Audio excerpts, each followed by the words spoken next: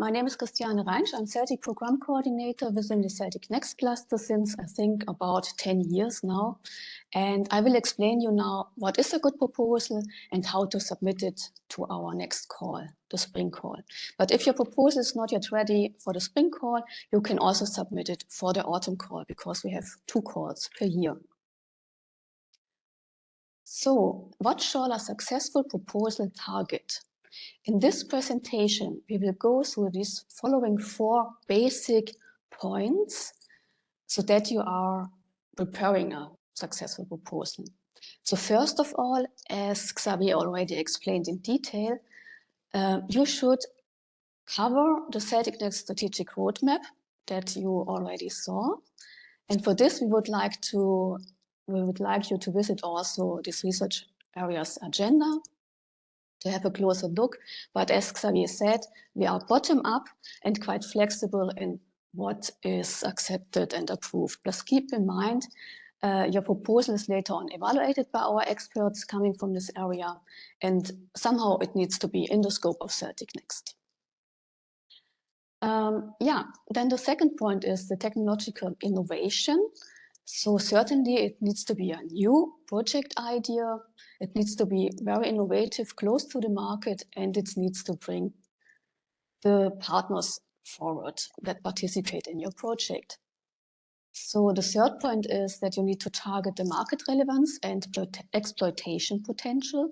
So if the public authorities invest money in your consortium and in your project, they would really like to see that there is added value created out of this project.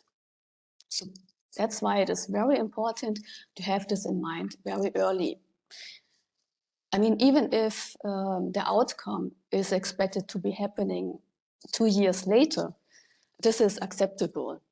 But it needs to be clearly there that there is exploitation potential there and really market relevance, interesting for the funded countries. So you have to follow the rules with the right mix and balance of participating countries and partners.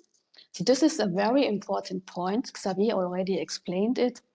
You should not have less than 4 partners and probably a maximum of 15 partners.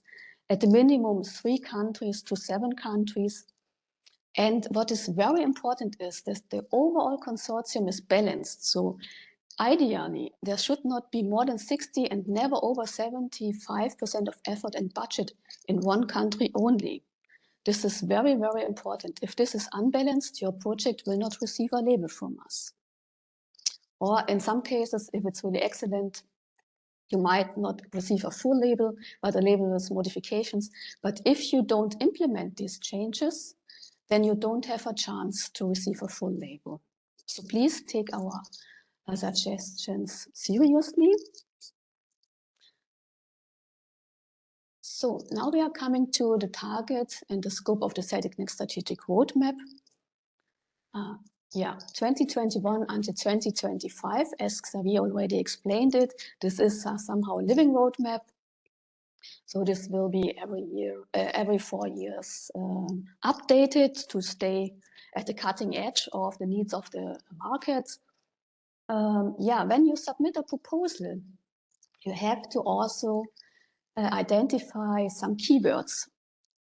So you see here that we have divided them in networking, services and applications, future service enablers, future internet clouds, future usage areas, and multidisciplinary approaches.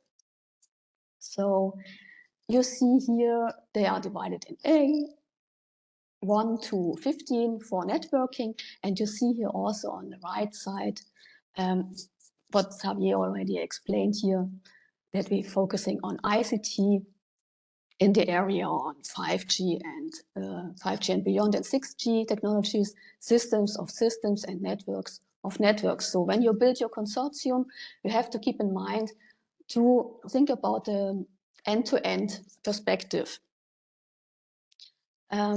Also, we can include quantum technologies for ICT, which is very important, but also when it comes to security, it should be already quantum safe. When you are focusing on AI and big data use, this is also a very important topic. you could also consider already to run on future quantum computing systems, which would be distinguishing your solution already from some other existing projects, probably. This is also very important that you find a very interesting new approach for your project to get funded. Because the public authorities don't want to fund every time the same ideas, and then there's nothing coming out of it. It doesn't make sense. If there's already enough market saturation, then there's no funding there anymore. Yeah. On the top, we are also then over these 5G and 6G technologies having the vertical sectors, which is covering then also smart transportations, smart cities, smart agricultures. And as Xavier mentioned correctly, when you build such a consortium, if you have it probably in the smart health area, you need to include in your consortium also the end customer, either the hospitals, or if you are focusing more on aging society with more diseases in the age, they could also then include care houses, smart care houses that are now going to emerge even further. Yeah. Let's keep an eye on the technological innovation. It's very important that your project is above the state of the art. This means you need to think about the rationale for the project. Why is the project proposal important? So this needs to be thought of very thoroughly with the potential consortium, but also together with the public authorities funding your project. Because some countries have different needs, different markets that they address. I mean, Spain, for example, they are very active in tourism, and it's always recommendable if you find then probably another country which is also probably interesting in tourism, as for example, Turkey would be also a country very focused on tourism, or France. I think it's also very tourist based country. So that's quite interesting mixture that you have to keep in mind. What is the rationale for the project? Which consortium partners are interested in your project? Which countries would like to fund it then later on because they are interested in it? And then you have probably a rationale, a first rationale for the project, because you already thought about the market in this area. But that's not all. If you have then your technology and the partners bring their technology or their end customer needs already, you have to think about what is the state of the art situation.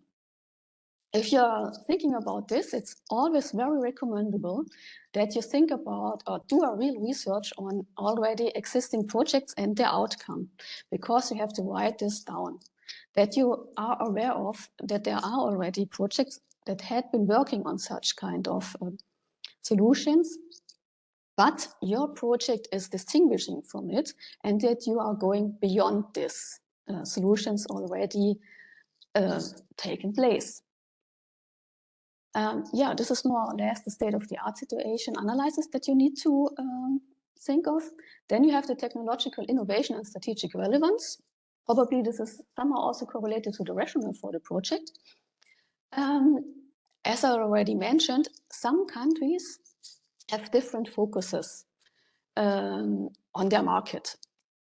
I explained you the example on tourism for Spain and Turkey and for France, but there are also other important markets. You can find it out via contacting us or the public authorities themselves and listening to the country presentations. And then you need to think about the impact that you can create then for the partners within this country. And here it's always also recommendable that you think about the competitors, because if you have a competitor and you plan to be better as this competitor, you need to provide really a clear red line why you are better than the competitors and what new businesses will be created probably if you are not only providing a competitive solutions, but if you might also probably open up new business for the partners that would like to participate. Yeah, this is also pretty important point. Think about what new businesses will be generated, because this is also attracting project participants.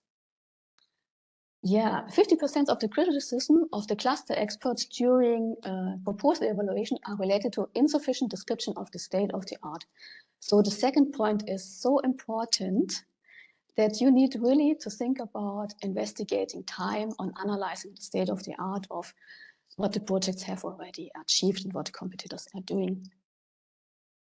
The market relevance and exploitation potential. Here you need to analyze the market with regards to the technological value chain and added value of the collaboration.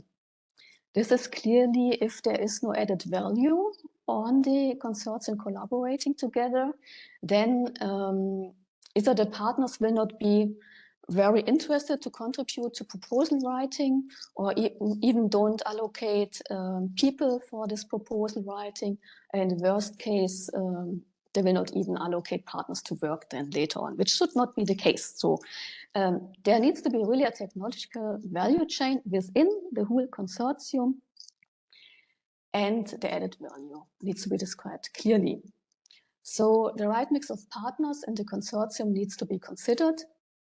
I mean, we will later on also see pitches that have already thought about possible markets that they will address, some more, some less. There you can already get a first idea on how this can be done. And added value of the cooperation at technological level, this is also very important.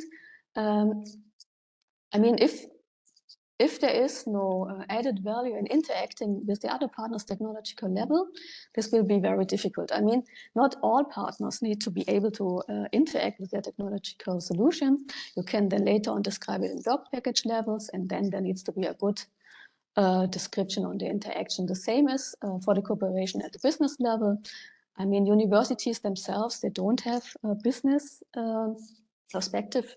They are more on the teaching area.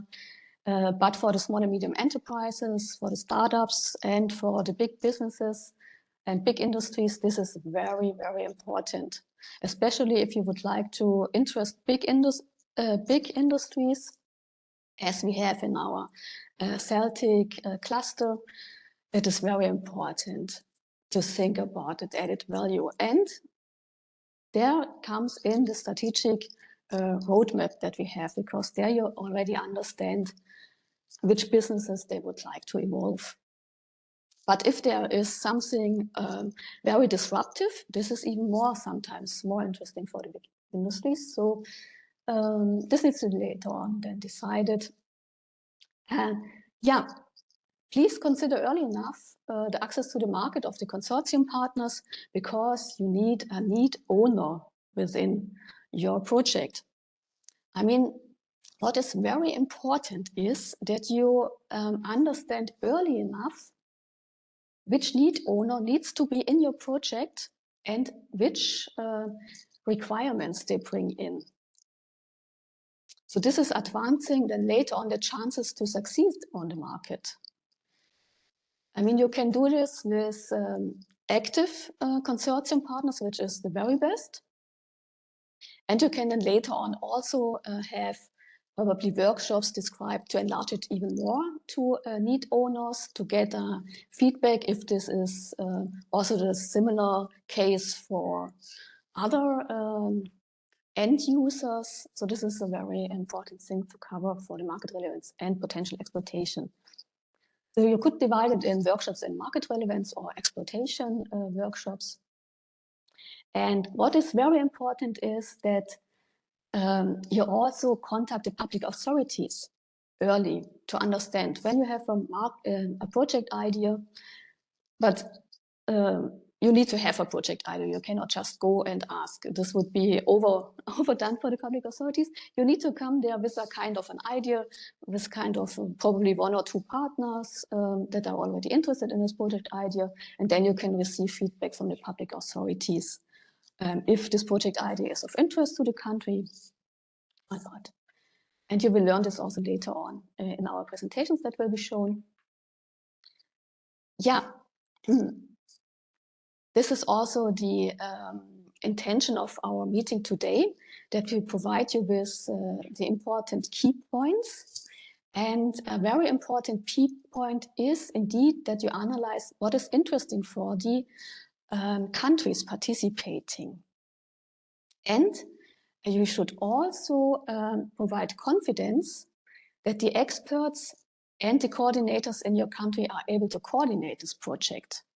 So if this is visible that there is no clear coordination, then the public funders might not have a good impression of the project, and it could be probably difficult to convince in an early stage also already to receive feedback. So let's provide a clear outlook on the commercialization plan per product, partner, and as a whole. So please take this seriously. This is worth to investigate a little bit of time. Yeah, a strong and committed consortium you can find if you have already thought about a good market and state-of-the-art analysis to attract future consortium. The success of the project lies on 3 actions. You have to define deliverables, dissemination and exploitation of project activities, and you need to have a good writing skill in the proposal submission. It should not only be a research focus, but it should be also having a business impact and an exploitation plan and dissemination. And the work package structures should be really clearly coordinated. So each work package should have a work package leader, and the project should have a project coordinator. You can divide it in administrative coordinator and technical coordinator, or then later on for the workshops, the business impact and the exploitation, you could also define a very capable person for the exploitation in the project, and for the dissemination probably a research leader in this to make this happening in an excellent state.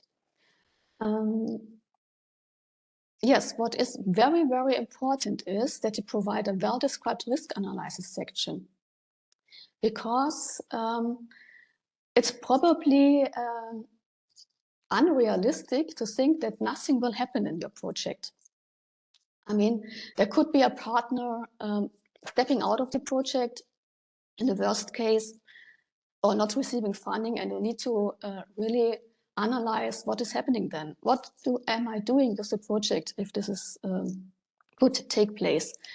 What is if a crucial technology is not available anymore?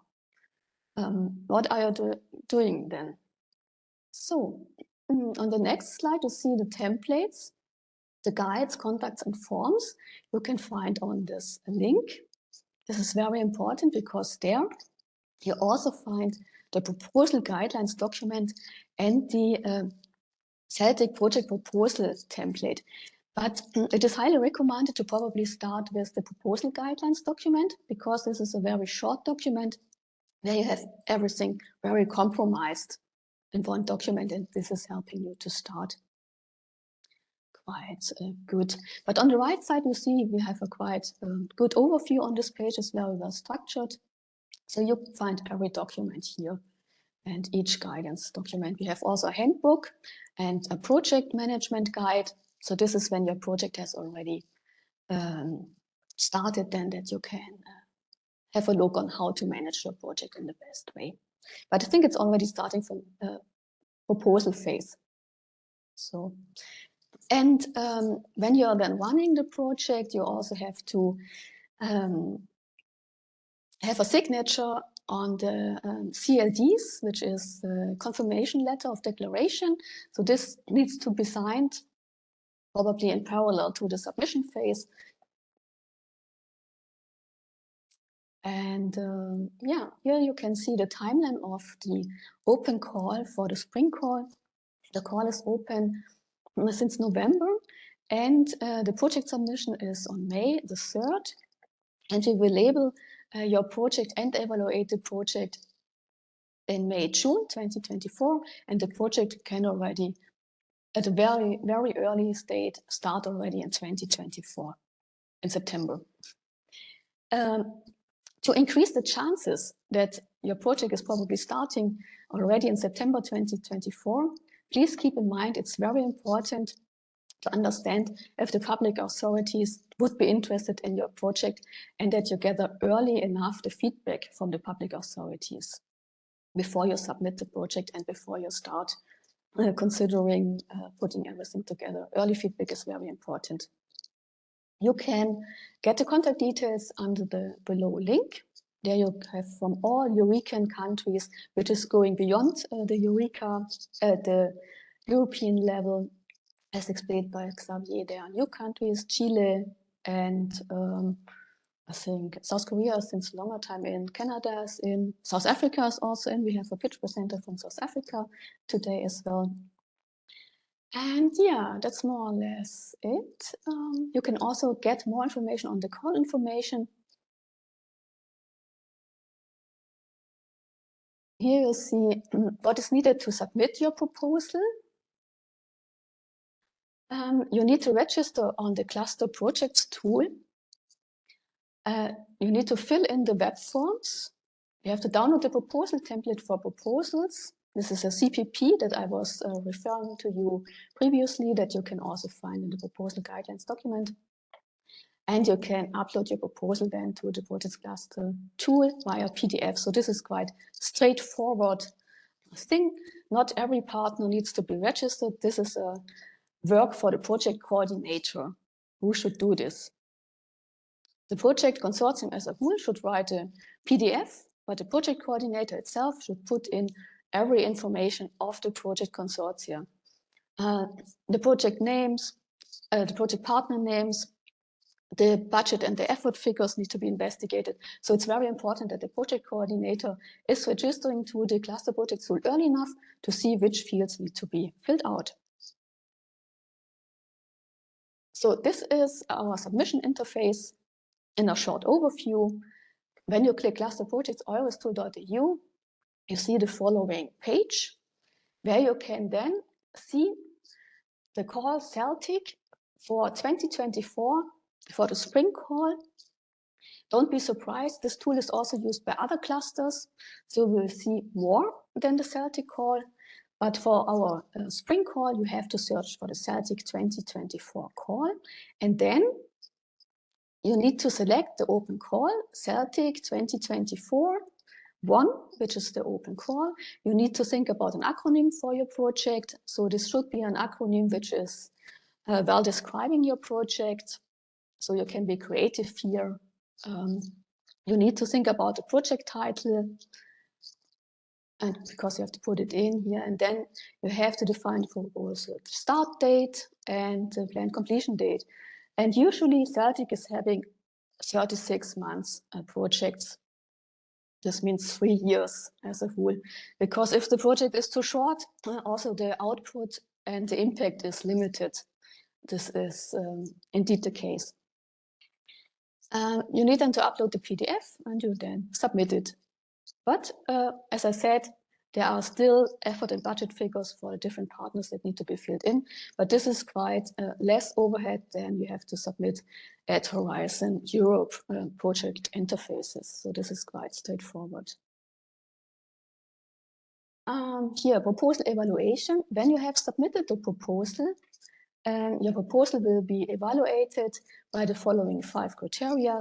The 5 criteria are excellence and technological innovation, strategic relevance and impact, potentials for exploitation of the results in future business, quality and efficiency of the implementation of the project proposal, quality of the proposed consortium. When we evaluate your proposal, it will be evaluated by 3 reviewers that you can see here. And they will then also define 1 reviewer who will then decide out of the 3 reviewers a summary. So, and here they can decide either if it's suitable for labeling, modifications required or not suitable for label, So it's very important that you keep the 5 aspects closely into the mind whilst you are writing your proposal. So please keep in mind that our experts are coming from industry. So as we are an innovation cluster, clearly you have to have market exploitation in mind when you submit this. And this needs to be then clearly also described in quality and efficiency of the implementation of the project proposal and the quality of the proposed consortium, as you need to have the right mix to make it happen. You have to have probably a research institute, a university, a small and medium enterprise, and big business to really create big market impact. Some countries are also funding startups, but not all. You have to think about which countries are funding deep tech technologies. In France, we will have deep tech technology also in our pitch later on, which is funded in France. So you need to consider the quality of the proposed consortium in close contact with the public authorities as well to understand if it's eligible. Because some countries also, they fund bigger consortia, some fund smaller, but as a whole, to create a really impactful project, it is obviously important that you have probably end-to-end system value covering your project idea or providing solutions for your disruptive project idea in the best case. And then, yeah, this is the best thing to probably get a good consortium. You need then to have the end-to-end value chain inside of this construction of small and medium enterprises, big industries and universities and research areas. And you need then to keep in mind to also have the need owner for the use cases that you are describing, which are opening then probably future markets for the consortium. This is a very important phase, and it takes a little bit of time to write a proper proposal so that you can then get high ranking in these 5 points. So important for the criteria for labeling decisions are the technical quality, business relevance, but also national priorities where they exist. So this is very important. Not all countries have national priorities, which is also very good because you have it then more bottom up. But for some countries, it's already quite clear where the focus is. Here we see that you can then start a project when you have achieved sufficient level of agreement on funding after the labeling, because the funds are provided by the different agencies from the different participating countries, that is granted then by the ministries of the different countries. A project can start when the mandatory partners that are capable to provide the major work of the project have received green light from the funding agencies. Then you can already start the project, and other project partners can join later on. In the last years, we had a success rate of more than 50%, which is really good, and it's quite competitive and different than having only 1 or 3% as in Horizon 2020. So if you put in really the effort to fulfill all the steps that we explained to you, the chances are really high that you receive funding. When a partner becomes active in a running project, he needs to pay a CELTIC contribution of 1.5% of his budget. So please keep this in mind, not that you are surprised. But this is only to also fund our CELTIC office, which is not very big. So somehow this needs also to be managed. And this is how we do this. So the CELTIC label decision is from project submission until CELTIC labeling decision only taking 6 weeks in total. So please consider that we evaluate this by industry experts, by the public authorities, and then we will shortly after have the labeling meeting all together, and we will only take 6 weeks in total to make this happen. And then you will receive an official letter from our CELTIC office director, summarizing all the conclusions of the evaluation.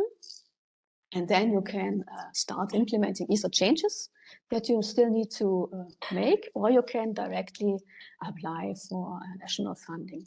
But it's very important that you understand the feedback that we provide to you so that you can proceed. Yeah. The labeling decision is then done in our labeling meeting.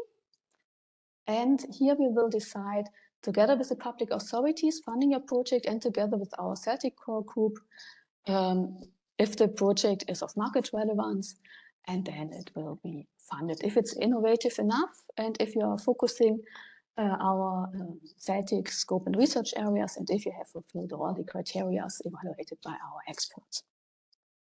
Then you receive a label, and then you can proceed to the next steps.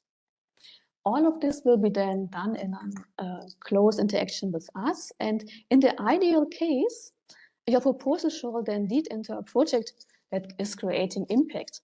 And I would like to show you a project video.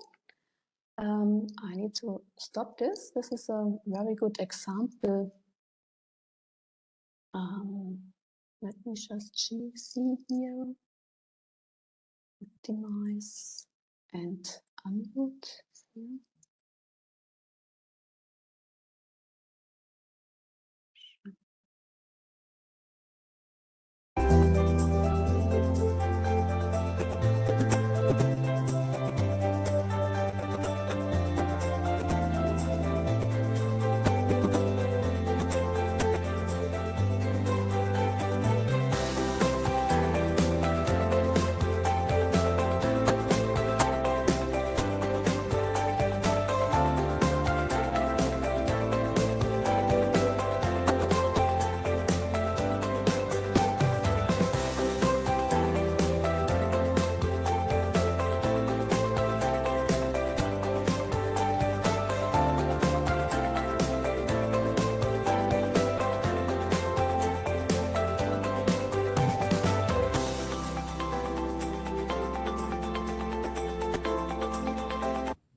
We proposed an energy market mechanism for dynamic network sharing by using game theory.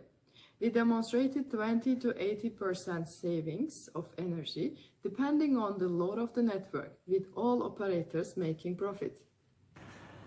Many of our equipments are at full power, even though they don't need to. We managed to decrease the consumption from mobile access by using different levels of sleep modes. It's not so easy, as there is a trade-off between network performance and energy savings.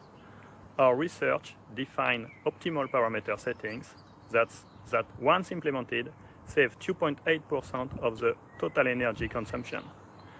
For the Swedish Tele2 network, this is more energy than what is needed for a BMW i3 driving around the world every day.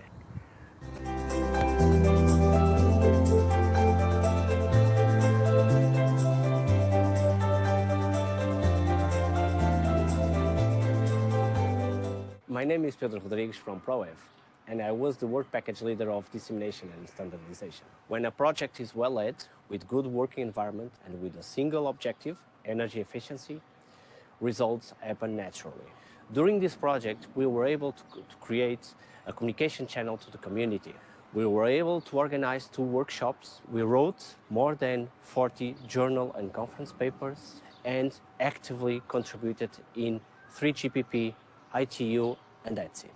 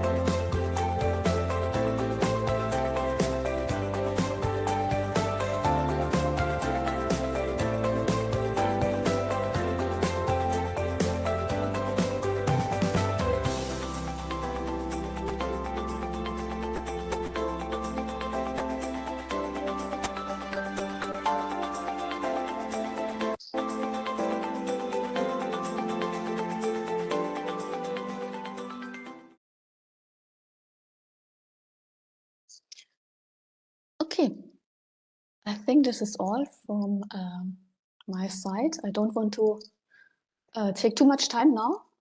Okay, thank you, Christiane. Thanks a lot for this good presentation and for the video, which is effectively showing well that it is a community and that the projects are building collaborative innovation.